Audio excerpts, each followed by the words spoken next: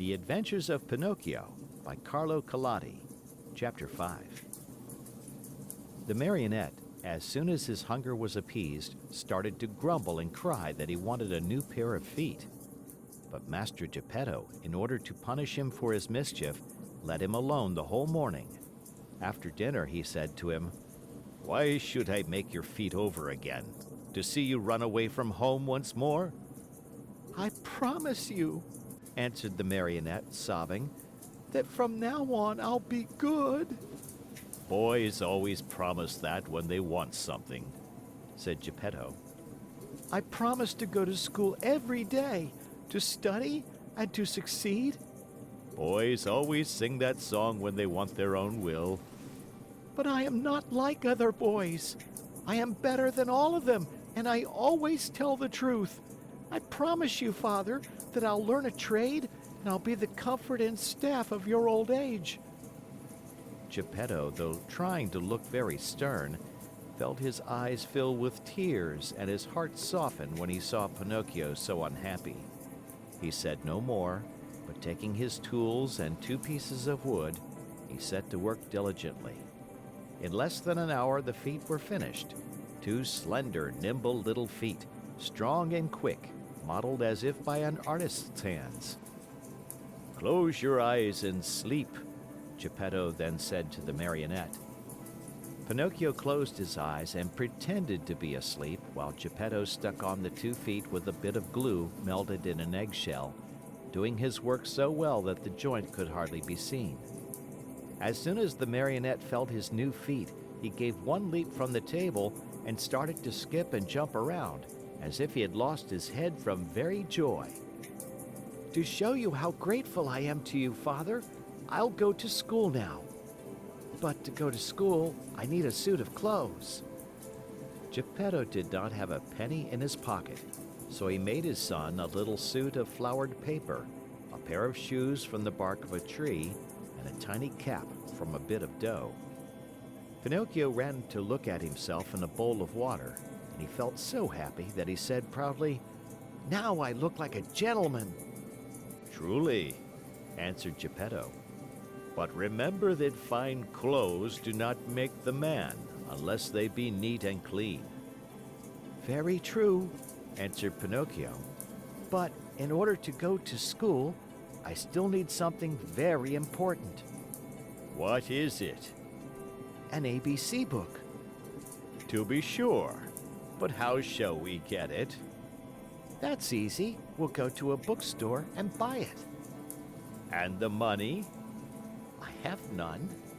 "Neither have I," said the old man sadly.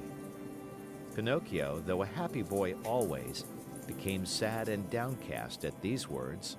When poverty shows itself, even mischievous boys understand what it means. "What does it matter after all?" cried Geppetto all at once as he jumped up from his chair. Putting on his old coat full of darns and patches, he ran out of the house without another word.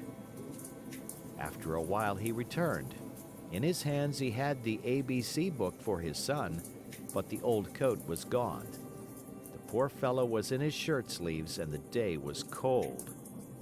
"Where's your coat, Father?" "I have sold it." "Why did you sell your coat?" "It was too warm."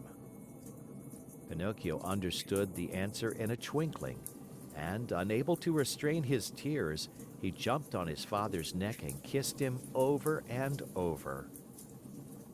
See Pinocchio hurrying off to school with his new ABC book under his arm. As he walked along, his brain was busy planning hundreds of wonderful things, building hundreds of castles in the air. Talking to himself, he said, "In school today, I'll learn to read, tomorrow to write, and the day after tomorrow I'll do arithmetic. Then, clever as I am, I can earn a lot of money. With the very first pennies I make, I'll buy Father a new cloth coat." "Cloth, did I say? No, it shall be of gold and silver with diamond buttons. That poor man certainly deserves it, for after all, isn't he in his shirt sleeves because he was good enough to buy a book for me? On this cold day, too. fathers are indeed good to their children."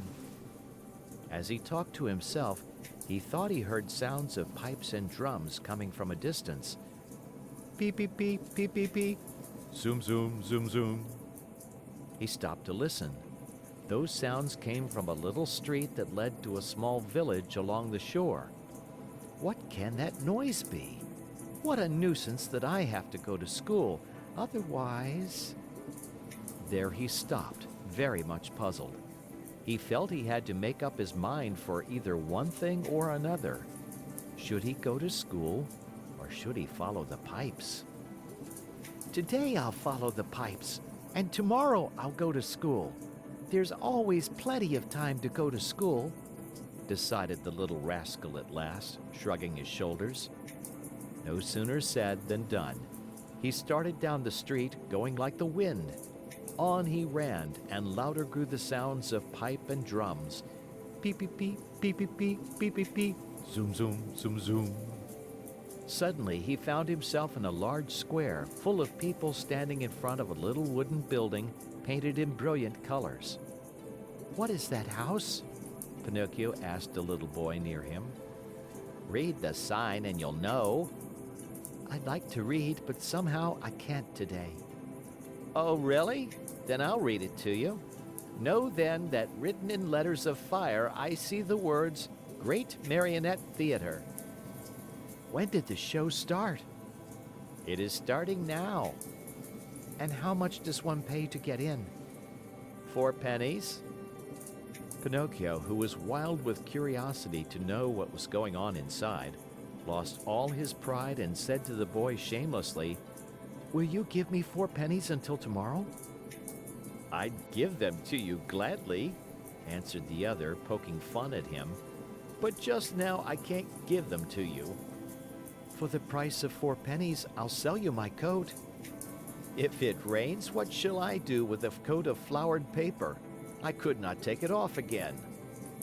"Do you want to buy my shoes?" "They are only good enough to light a fire with." "What about my hat?" "Fine bargain indeed, a cap of dough. The mice might come and eat it from my head." Pinocchio was almost in tears. He was just about to make one last offer, but he lacked the courage to do so. He hesitated, he wondered, he could not make up his mind. At last he said, "Will you give me 4 pennies for the book?" "I am a boy and I buy nothing from boys," said the little fellow with far more common sense than the Marionette. "I'll give you 4 pennies for your ABC book," said a ragpicker who stood by. Then and there the book changed hands, and to think that poor old Geppetto sat at home in his shirt sleeves, shivering with cold, having sold his coat to buy that little book for his son. Quick as a flash, Pinocchio disappeared into the Marionette Theater, and then something happened which almost caused a riot. The curtain was up, and the performance had started. Harlequin and Pulcinella were reciting on the stage, and as usual, they were threatening each other with sticks and blows. The theater was full of people, enjoying the spectacle and laughing till they cried at the antics of the 2 marionettes. The play continued for a few minutes, and then suddenly, without any warning, Harlequin stopped talking. Turning toward the audience, he pointed to the rear of the orchestra, yelling wildly at the same time, "Look, look! Am I asleep or awake? Or do I really see Pinocchio there?" "Yes, yes, it is Pinocchio!" screamed Pulcinella. It is!" shrieked Signora Rosaura, peeking in from the side of the stage. "It is Pinocchio! It is Pinocchio!" yelled all the marionettes, pouring out of the wings. "It is Pinocchio! It is our brother Pinocchio! Hurrah for Pinocchio!" "Pinocchio, come up to me!" shouted Harlequin. "Come to the arms of your wooden brothers!" At such a loving invitation, Pinocchio, with one leap from the back of the orchestra, found himself in the front rows. With another leap, he was on the orchestra leader's head. With a third, he landed on the stage. It is impossible to describe the shrieks of joy, The warm embraces, the knocks, and the friendly greetings with which that strange company of dramatic actors and actresses received Pinocchio. It was a heart-rending spectacle, but the audience, seeing that the play had stopped, became angry and began to yell, "The play! The play! We want the play!" The yelling was of no use, for the marionettes, instead of going on with their act, made twice as much racket as before, and, lifting up Pinocchio on their shoulders, carried him around the stage in triumph. At that very moment, the director came out of his room. He had such a fearful appearance that one look at him would fill you with horror. His beard was as black as pitch, and so long that it reached from his chin down to his feet. His mouth was as wide as an oven, his teeth like yellow fangs, and his eyes two glowing red coals. In his huge hairy hands a long whip, made of green snakes and black cat's tails twisted together, swished through the air in a dangerous way. Oh, at the unexpected apparition, no one dared even to breathe. One could almost hear a fly go by. Those poor marionettes, one and all, trembled like leaves in a storm. "Why have you brought such excitement into my theater?" The huge fellow asked Pinocchio with the voice of an ogre suffering with a cold. Believe me, Your Honor, the fault was not mine. Enough. Be quiet. I'll take care of you later. As soon as the play was over, the director went to the kitchen, where a fine big lamb was slowly turning on the spit. More wood was needed to finish cooking it. He called Harlequin and Pulcinella and said to them, "Bring that marionette to me. He looks as if he were made of well-seasoned wood. He'll make a fine fire for this spit." Harlequin and Pulcinella hesitated a bit. Then, frightened by a look from their master, they left the kitchen to obey him. A few minutes later they returned, carrying poor Pinocchio, who was wriggling and squirming like an eel and crying pitifully, "Father, save me! I don't want to die! I don't want to die!" End of chapter.